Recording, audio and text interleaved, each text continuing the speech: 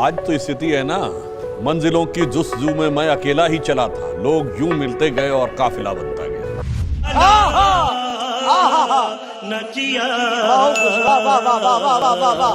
हमें कुछ करने की जरूरत नहीं है। कहावत कहते हैं, उद्धव कर्मन की गति न्यारी। ये सारी पार्टियों के साथ समस्या ये है कि इनके पास कोई सकारात्मक एजेंडा नहीं है। सही पकड़े हैं कि हमारे यहाँ पार्टी को परिवार समझा जाता है, इनके यहाँ परिवार को पार्टी समझ लिया जाता है। हमारे यहाँ ऐसा ही होता है कि स्वरूप धरे जीने के लिए बैठे हैं हजारों जहर पिए, ठोकर न लगाना हम खुद हैं गिरती हुई दीवारों की तरह। कि रहते थे कभी जिनके दिल में, हम जान से भी प्यारों की तरह बैठे हैं उन्हीं के कूचे में, पर आज गुनहगारों की तरह।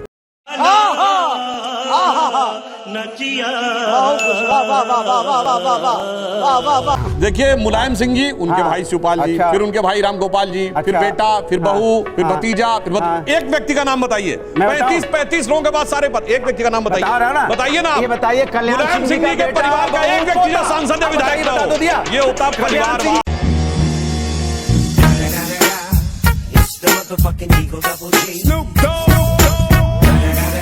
इन्होंने कहा जो एक्सप्रेसवे है दिल्ली और लखनऊ वाला, तो बहुत सारे एक्सप्रेसवे बन गए, इनको वहीं पे अटके हुए हैं। उन्होंने कहा समाजवादी पार्टी के राष्ट्रीय अध्यक्ष अखिलेश यादव जी ने बनवाया। अरे उस समय तो राष्ट्रीय अध्यक्ष मुलायम सिंह जी थे। अरे देवा, ये गड़बड़ है बाबा। ये तो सीएम थे। राष्ट्रीय अध्यक्ष कौन था भाई? 2017 में है ना, 2012 में कौन था? आज की डेट में, आज की डेट में वो बनाया उस समय, आज की डेट भूल जाते हैं, कुछ भूल जाते हैं। चलिए, कुछ भी आज बड़ी मजेदार बात यह है कि जब आप कहेंगे इनके साथ सरकार में रह चुके हैं, बिल्कुल भ्रष्टाचारी हैं, हमारी सरकार में घनघोर भ्रष्टाचार हुआ था। हमने कहा आरोप है, आरोप आज भी है और आरोप जांच से पहले नहीं होगा। इनका कहना था ऐसा कुछ हुआ ही नहीं, आज कहते ऐसा ही हुआ था। 75 years later. गुजरात के किन किन लोगों के ऊपर झूठे केस लगाए, मंत्रियों विधायकों पे? चला गया कोई पार्टी छोड़ के? और छोड़िए, जिस जमाने में इमरजेंसी लगी थी, जब कोर्ट में जाने का भी ऑप्शन बंद था, जेल में ही सड़ते रहना था, कितनों ने पार्टी छोड़ दी। और सुनिए, ये तो वो है जो कहते हम अंग्रेजों से लड़े थे, वो जेल में रहे थे, झुके नहीं थे। अरे बाप रे, ये तो धोती खोल रहा है। हमारे हिसाब से आरोप है, संशय है, इसलिए हमने आज तक किसी आरोपी नेता के खिलाफ ना कोई केस विड्रॉ किया है, ना कोई केस क्लोज किया है। मगर ये कहते थे ऐसा हुआ ही नहीं। विपक्ष का उत्तर आपको कभी नहीं मिलेगा। इनकी स्थिति है कि एक प्लेन पेपर में दोनों तरफ पीटीओ लिख दो, तो पीटीओ लोग पलटते ही रहेंगे, कागज का एंड बताएंगे। भाई आपसे उम्मीद नहीं है, ये संबित पात्रा से रहती है। नहीं, मैं एकदम साफ बात बताने का। नहीं, ये साफ बात तो है ही है, इसमें तो कहीं रहे कि हयादार अपनी हया से डर गया। अब अच्छा ठीक है।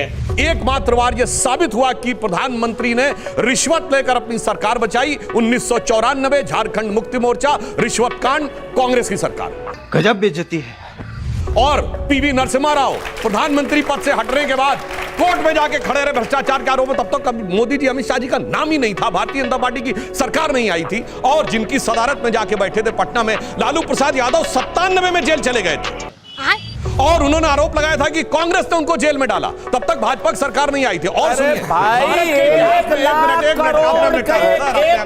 लाख रुपए की घूस लेता हुआ जिसकी पार्टी का अध्यक्ष और कैमरा पकड़ा गया हो, बंगारू लक्ष्मण हो गए, जेल गया हो, 1 लाख रुपए की घूस, डिफिकल्टी में आ गए। अच्छा, वो किस चीज के लिए ली थी? नाम बताइए, किस चीज के लिए? वो भी एक विचित्र केस था, मतलब कोई केस ही नहीं था जिसमें कह दिया गया कि फलाने कांड के लिए ली गई। अब खैर, मगर भारत तो रासलीला, बाकी सब कौन सा ढीला नहीं बोला था आप लोग। मुझे लगता है भदौरिया जी में एक ही प्रधानमंत्री है, सुनिए, जिसको चुनावी धांधली के लिए दोषी सिद्ध कर दिया गया कोर्ट के द्वारा, श्रीमती इंदिरा गांधी, इलाहाबाद हाई कोर्ट के द्वारा, और उनको 6 साल चुनाव लड़ने में प्रतिबंध लगा दिया गया।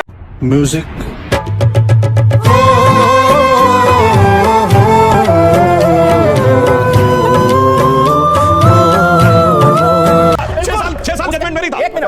उसके बाद कोर्ट ने उसी जजमेंट को उल्टा नहीं किया। बिल्कुल नहीं किया। झूठ बोल रहे हैं आप, झूठ बोल रहे हैं। इमरजेंसी लगाने की जरूरत नहीं थी, झूठे हैं आप, झूठ बोल रहे हैं। सुप्रीम कोर्ट ने उसी जजमेंट को ओवरटर्न किया। सुनिए, सुप्रीम कोर्ट ने जजमेंट को ओवरटर्न किया। आप झूठ बोल रहे हैं, आप झूठ बोल रहे हैं। हाँ ये कर लो पहले। झूठ तो नहीं चलेगा ना। बोल दिया, दिखाओ जजमेंट दूसरा, दिखाओ ओवरटर्न किया। अब बोल अरे भाई www वर्ल्ड वाइड वेब लिखा जाता है, इसमें मेड इन इंडिया कहा जा गया। मतलब बिल्कुल नहीं और 0 वोट मिले जवाहरलाल नेहरू को, 0 वोट पाके प्रधानमंत्री बने। इसलिए अंतर है। फिर से 100% सत्य, झूठ। अरे सुनिए, जेपी कृपलानी ने अपनी किताब my death with Mahatma Gandhi में लिखा, चैलेंज करता हूं अगर झूठ होगा तो माफी मांगूंगा। आपका राष्ट्रीय अध्यक्ष एक एक चीज उसमें लिखी है, झूठ झूठ झूठ। आप तो दिया झूठ बोलेगी। आपके राष्ट्रीय अध्यक्ष को कह रहा हूं, सुनिए, Maulana Azad India with freedom, Veer Durgadas India सरकार से पानी आप पिया, पानी पीने का आपका दावा है। Так дать пацанам посчитать потери. Суммы нули погибают на сцене. Снова один прогуляюсь без тени. Заливаю лик поцелуй. 46 में कैबिनेट मिशन प्लान आया और उसमें अंग्रेजों ने कहा कि कांग्रेस अपना अध्यक्ष चुने, वही अंतरिम सरकार का प्रधानमंत्री होगा। मौलाना आजाद अध्यक्ष नहीं मानते कांग्रेस को। भाई हम नहीं मानते अंग्रेजों को। आप मानोगे जो कांग्रेस का संविधान अंग्रेज सरकार के अनुसार इस्तेमाल किया। बिल्कुल 1946 में ये कहा गया कैबिनेट मिशन प्लान के तहत हमें चुनना है। मौलाना आजाद को रिजाइन करने के लिए कहा गया और उसमें 0 वोट मिला। मैं पूछ रहा हूं फिर क्या डिस्कस करें? मैंने आपके बारे में नहीं कहा, मैं बता रहा हूं। आप बोल रहे थे गलत बात है। देखिए टमाटर और कुछ खाद्य पदार्थों की पिछले 2-3 हफ्ते में कीमतें बढ़ी और वह मौसमी कारणों से बढ़ी है, अगले 1-2 महीने में स्थिर हो जाएंगे। अगर मैं इनसे पूछूं ये बताइए कि रेट ऑफ इन्फ्लेशन क्या है, मई के महीने में क्या था रेट ऑफ इन्फ्लेशन बताइए। 4.5 और बताओ तो 4.5 पिछले 4 साल का सबसे कम है। अब बोलिए, खुद ही बोले 4.5 पूछ रहा हूं ये बोलने के बाद। अरे भाई मैं कह रहा हूं आज ज्यादा महंगा सुनिए पहले के इन्फ्लेशन बताओ भैया, तब चावल खरीदेंगे। इन्फ्लेशन बताओ भैया, इन्फ्लेशन बताओ। अरे भैया उसको आटा चावल दाल खरीदना है। आम आदमी बेचारा इन्फ्लेशन नहीं समझता। उसको पता है कि 80 इन्होंने बोला 100 रुपए, उनके हिसाब से 100 रुपए महंगा है। उनको पता है 160 रुपए में दाल मिल रही है, उनको पता है 170 रुपए में तेल मिल रहा है, सब्जी महंगी है। अब वो इन्फ्लेशन पूछेगा भैया सब्जी वाला इन्फ्लेशन बताओ। देख रहा है विनोद, अंग्रेजी बोल बोल के कैसे बात को घुमाया जाता है।